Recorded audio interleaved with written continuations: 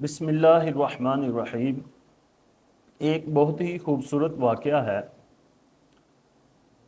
ملک روم کے اندر مسلمان اور کفار ایک دوسرے کے ساتھ جنگ لڑ رہے تھے۔ مسلمانوں کے نوجوان جہاد کے جذبے سے جنگ لڑ رہے تھے۔ ان مجاہدین میں سے ایک گروہ ایسا بھی تھا جو 3 افراد پر مشتمل تھا اور تینوں ہی بھائی تھے۔ جب وہ تینوں لشکر میں شامل ہوئے تو ان کا جذبہ دیکھ کر پورے لشکر کے اندر خوشی کی لہر دوڑ گئی۔ وہ بہت خوش ہوئے کہ ایسے جذبے والے نوجوان ہمارے لشکر میں تشریف لے آئے ہیں۔ جب جنگ شروع ہوئی تو مسلمانوں نے کافروں کا بہت نقصان کیا، بڑھ چڑھ کر نقصان کرتے رہے، جہاد کے جذبے کے ساتھ جنگ کرتے رہے۔ وہ تینوں بھائی اکٹھے ہی لڑ رہے تھے۔ انہوں نے ایک بار حملہ کیا ان کے قلب پر، یعنی جو ان کا مرکز تھا کفار کا، اس پہ جب حملہ کیا تینوں بھائیوں نے تو وہ تینوں قید ہو گئے۔ جب روم کے بادشاہ کے سامنے ان تینوں کو پیش کیا گیا، روم کے بادشاہ کے سامنے جب پیش کیا گیا، کفار تھے دائیں بائیں، کچھ اور قیدی تھے اور یہ 3 بھائی تھے۔ بادشاہ تھا وہ سب سے زیادہ مخاطب ان 3 بھائیوں کے ساتھ تھا۔ بادشاہ نے کہا کہ جناب میری ایک شرط مان لیں، میں آپ سب کو چھوڑ دوں گا۔ جو تینوں بھائیوں میں سے بڑا بھائی تھا اس نے کہا کہ کون سی شرط ہے؟ بادشاہ نے کہا کہ آپ اپنا دین اسلام چھوڑ کر عیسائی بن جائیں تو ہم آپ کو چھوڑ دیں گے۔ بڑے بھائی نے کہا کہ جناب یہ کیسی شرط ہے؟ ہم تو گھر سے نکلے ہی شہادت کے جذبے کے ساتھ ہے اور تم ہمیں ہی کہہ رہے کہ اپنا دین چھوڑ دو، ہم تمہیں چھوڑ دیں گے۔ ہم تو شہادت کے جذبے کے ساتھ نکلے، تم ہمیں شہید کر دے، ہم اپنا دین نہیں بدلنے والے۔ بادشاہ کو بہت غصہ آیا جب بڑے بھائی نے پورے مجمع کے پورے دربار میں اس کی بے عزتی کی، 2-4 اور الفاظ بھی کہے تو بادشاہ کو بہت غصہ آیا۔ بادشاہ نے کہا بہت بڑے برتن کے اندر تیل کو گرم کیا جائے۔ جب تیل گرم کیا گیا تو وہ تینوں بھائی ایک دوسرے کو کہہ رہے ہیں کہ جناب پہلے میں نے اس کے اندر چھلانگ لگانی ہے۔ یہ ہوتا ہے شہادت کا جذبہ۔ بادشاہ نے کہا بڑے بھائی کو پکڑو، تیل کے اندر ڈال دو۔ جو بڑے بھائی سے چھوٹا بھائی تھا اس نے کہا نہیں، یہ ہمارا بڑا بھائی ہے، ہم سے دیکھا نہیں جائے گا، لہٰذا اس سے پہلے ہمیں پھینک دو۔ بادشاہ نے کہا نہیں، اس نے میرے ساتھ بدتمیزی کی ہے، اس کو ہی پھینکا جائے گا۔ جب اس کو پھینکا گیا وہ کچھ لمحہ لگا، اس کی روح آفرین یعنی اللہ تعالیٰ کے سپرد ہوگی، وہ جنت میں چلا گیا۔ بعد میں بادشاہ نے دوسرے بھائی کو کہا کہ جناب تم بھی عیسائی ہو جاؤ، تمہیں دونوں کو چھوڑ دیں گے۔ تو دوسرے بھائی نے کہا اب تو سوال ہی پیدا نہیں ہو سکتا، ہمارا بڑا بھائی جہاں گیا ہے ہم بھی وہیں جائیں گے۔ بادشاہ نے کہا ٹھیک ہے پھر۔ اس نے غصے میں اس جو درمیان والا بھائی تھا، یعنی دو بچے تھے ان سے جو بڑا تھا، اس کو بھی تیل کے اندر ڈالا اور شہید کر دیا۔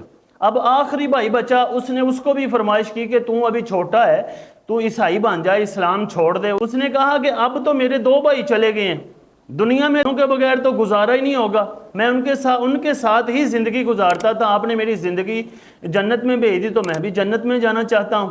بادشاہ نے غصے میں اس کے گلے میں رسی ڈالی تاکہ اس کو بھی تیل میں ڈال دے، لیکن وہاں ایک وزیر بیٹھا ہوا تھا۔ وزیر نے کہا بادشاہ اس کی ابھی جوانی شروع ہوئی ہے، جوانی مستانی ہوتی ہے، اس کو میں گمراہ کر لوں گا۔ میرے پاس ایک لڑکی ہے، میری ایک لڑکی ہے بہت خوبصورت، تو میں اس کے ذریعے اس کو گمراہ کر لوں گا، لہٰذا مجھے کچھ دن کی مہلت دی جائے۔ بادشاہ نے کہا چلو ٹھیک ہے، لے جاؤ اس کو۔ وہ وزیر نے 40 دن کی مہلت لے کر وہ اس نوجوان کو اپنے گھر لے آیا۔ یہودی اور عیسائی تھے، وہ مسلمانوں کے اخلاق پہ پہلے بھی اسی طرح حملے کرتے تھے اور آج بھی اسی بے حیائی کے ذریعے کرتے ہیں۔ اس وزیر نے اپنی بیٹی کو سمجھایا کہ تو نے صرف اور صرف اس نوجوان کو گمراہ کر کے پھسلا کر اپنا جسم دکھا کر اس نوجوان کا ایمان چھیننا ہے۔ وہ نوجوان تھا، حقیقی نوجوان تھا۔ جب اس کو ایک کمرہ دیا گیا، نوجوان کو ایک کمرے میں رکھا گیا، ہر روز لڑکی ادھر ہی رہتی، لیکن نوجوان کیا کرتا کہ نہ تو شراب پیتا، وہ شراب بھی لاتے، وہ سور کا گوشت لاتے، خنزیر کا گوشت لاتے، تو مسلمان نوجوان وہ بھی نہ کھاتا، تھوڑا بہتا پانی پیتا، روٹی کھاتا، اپنی جان بچانے کے لیے وہ کھا لیتا۔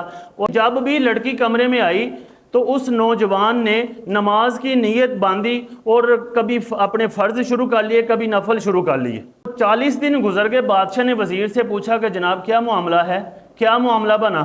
تو اس نے کہا جی کہ ابھی ابھی اس کے بھائی شہید ہوئے ہیں، اس کا صدمہ گیا نہیں، مجھے کچھ دن کی مہلت اور دی جائے۔ بادشاہ نے کہا چلو ٹھیک ہے، دیکھ لیتے ہیں۔ جب کچھ دن اور گزرے تو وزیر نے اپنی بیٹی کو کہا کہ زیادہ محنت کر۔ وہ لڑکی نے بہت ہیلے بہانے کیے، لیکن وہ نوجوان حقیقی تھا۔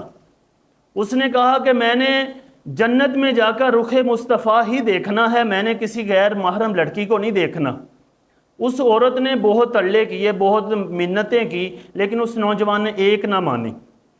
آخر اس لڑکی نے کہا کہ اے محترم ایک میری بات سن لے، اے اسلام کے نوجوان میری ایک بات سن لے۔ اس نوجوان نے کہا بتا کیا بات ہے؟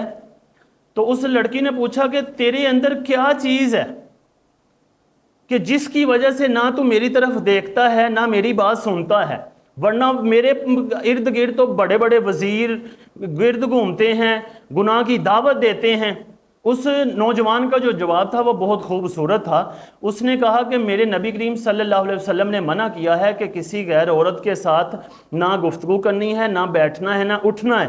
ہم اپنی شریعت پہ عمل کرتے ہیں۔ اگر تیرا حسن ہے لیکن میرے نبی علیہ السلام کا حسن تجھ سے زیادہ ہے، تیرا حسن مجھ پہ غالب نہیں آ سکتا۔ اس لڑکی نے کہا پھر ایسا کرتے ہیں، لیکن میرا حسن تجھ پہ غالب نہیں ہے، لیکن تیرا کردار مجھ پہ غالب آ گیا ہے، لہٰذا اب کلمہ مجھے پڑھا، میں بھی مسلمان ہونا چاہتی ہوں۔ وہ لڑکی مسلمان ہو گئی، لڑکی کو کلمہ پڑھایا تو لڑکی نے کہا کہ اب ہم رات کو فلاں جگہ میں 2 گھوڑے لے کر آؤں گی، ہم بھاگ جائیں گے، اگر ہم یہاں رہیں، ہم ان کو پتہ چل گیا کہ ہم دونوں مسلمان ہو گئے ہیں تو انہوں نے ہمیں شہید کر دینا ہے۔ اس نوجوان نے کہا ٹھیک ہے۔ وہ دونوں رات کے وقت 2 گھوڑے وہ لڑکی مقررہ جگہ پر لے کر آئی، وہ دونوں گھوڑے پہ بیٹھے دور نکل گئے۔ جب کافی دور چلے گئے تو پیچھے سے 2 گھوڑوں کی آواز آئی تو لڑکی ڈر گئی۔ لڑکی نے کہا لگتا ہے کہ میرے والد کو پتہ چل گیا، اس نے پیچھے سپاہی بھیج دیے۔ نوجوان نے کہا نہیں ایسا نہیں ہو سکتا، اب ہم ان کی حدود سے نکل آئے ہیں، لہٰذا آپ کے سپاہی ہمارے پیچھے نہیں آ سکتے۔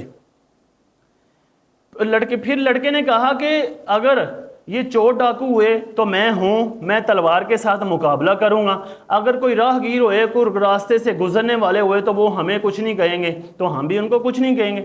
لیکن جب وہ دونوں سوار قریب آئے تو وہ لڑکا دیکھ کر حیران ہو گیا کہ وہ دونوں سوار اس کے وہ دونوں شہید بھائی تھے۔ انہوں نے آ کر کہا السلام علیکم، انہوں نے کہا وعلیکم السلام۔ اس نوجوان نے بتایا کہ یہ میرے دونوں بھائی ہیں جو بادشاہ نے شہید کر دیے تھے۔ تو ان دونوں بھائیوں میں سے بڑے بھائی نے کہا کہ آپ کی پاک دامنی کے بڑے چرچے ہیں، اللہ تعالیٰ نے ہمیں بھیجا ہے کہ ہم دونوں بھائی آپ کا نکاح کرا دیں۔ وہ دونوں بھائی آئے، اس نوجوان کا نکاح اس لڑکی کے ساتھ کروایا اور وہ پھر غائب ہو گئے۔ یعنی اس کے اندر بہت سبق ہے۔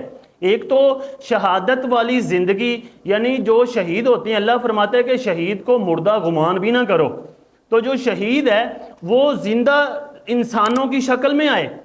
اور دوسرا ان نوجوانوں کے لیے کہ لڑکی اور لڑکیاں کسی کے حسن کی وجہ سے اپنا ایمان ضائع نہیں کرنا چاہیے، اپنا ایمان اسی طرح پختہ کرنا چاہیے جس طرح اس نوجوان نے کیا تھا۔ اللہ تعالی ہمیں عمل کی توفیق عطا فرمائے۔